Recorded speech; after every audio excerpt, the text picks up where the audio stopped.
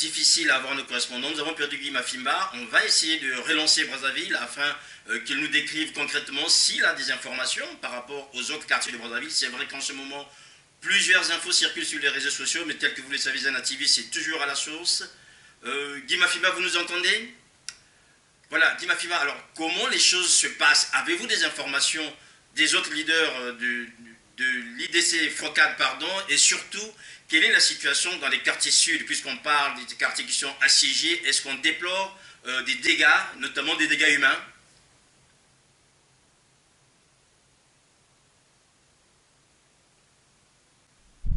On ne veut pas de ce risque d'être des gens assez déplorable. Mais ce qui est plus grave, monsieur, ce qui est plus grave, ceux qui ont même initié ce projet, je peux vous dire que la majorité ne sont plus à Brazzaville. La majorité ne sont plus à Brazzaville. Ils sont dans leur localité.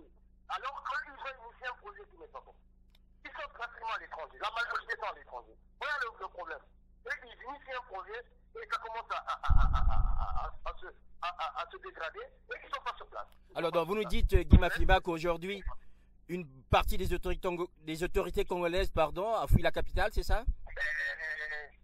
C'est ce que nous constatons. Ils sont partis dans les localités alors qu'ils ont initié un projet qui n'est pas du tout. Et nous avons constaté cela.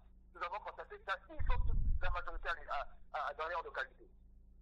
À l'étranger pour les enfants et autres. Est-ce que c'est sérieux? Est-ce que c'est sérieux? Voilà la situation. Comment l'indignation qui est la nôtre aujourd'hui. Alors, nous sommes en train de bombarder dans les quartiers populaires de la gare de la Tribunale. Guy Mafimba, est-ce que maintenant, y a-t-il des portes ouvertes, en fait, maintenant, pour dialoguer, discuter avec le gouvernement? Mais je pense que oui. Je pense que oui. C'est ce que nous sommes disposés à cela. Il y a des autorités plus importantes que moi qui ont laissé la porte ouverte. Et je pense même qu'au niveau de la communauté internationale, il ne faudrait pas qu'ils attendent qu'il y ait l'amnistie, qu'il y ait les réparat pour qu'ils interviennent. C'est le moment. Parce que ce projet, ça. Tout à l'heure, je vous ai fait écouter la vidéo que je venais de filmer. C'est un jeune qui disait il faut rester jusqu'au 25, on restera jusqu'au 25, il n'y aura rien. Bon, vous voyez bien que nous sommes rentrés dans un cycle infernal. Il faudrait que la communauté internationale regarde cette affaire de près. Il ne faut pas attendre l'irréparable. Il ne faut pas attendre l'irréparable. Ça, c'est vraiment véritablement mon message. Et vous, la diaspora qui êtes là-bas, allez au Quai d'Orsay, allez forcer le passage. La France, c'est quand même, c'est pas n'importe quoi dans ce pays qui pousse les uns et les autres à venir sur la table de négociation. Parce que nous sommes rentrés dans l'irréparable. Voilà la réaction. Je peux vous garantir que la manière dont j'ai vu la détermination à Pointe-Noire et à Brazzaville, ne serait-ce qu'à Pointe-Noire et à Brazzaville, les gens ne vont pas reculer.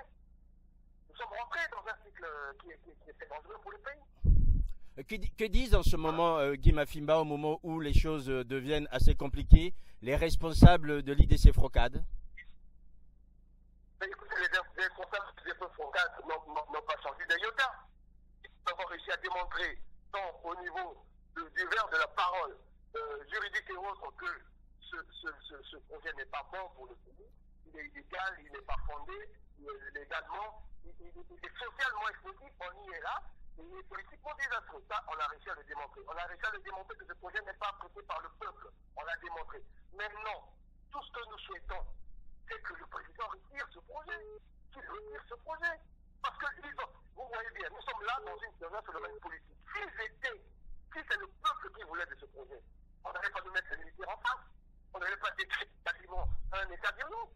Le ministre de l'Intérieur est passé. Le procureur de la République, qui n'est pas passé pour quasiment activer, sinon créer une piscine dans la vie.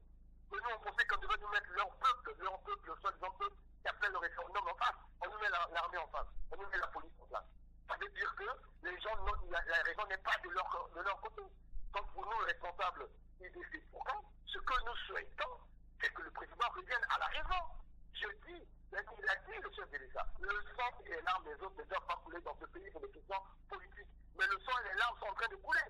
Si les décès de points nord sont confirmés, les décès de ça sera des morts de trop dans ce pays. Je suis une génération qui n'arrive pas à comprendre qu'il faudrait qu'on arrête de tuer les enfants du pays pour des questions politiques. Voilà l'attitude qui est la nôtre au niveau du programme de l'IDC. Je pense que les responsables, qui sont les nôtres, au niveau du programme de l'IDC, sont toujours disposés à discuter avec les autorités. Et surtout que la communauté internationale rentre dans la danse. Il ne faut pas attendre l'irréparable. Voilà la réaction qui est la nôtre.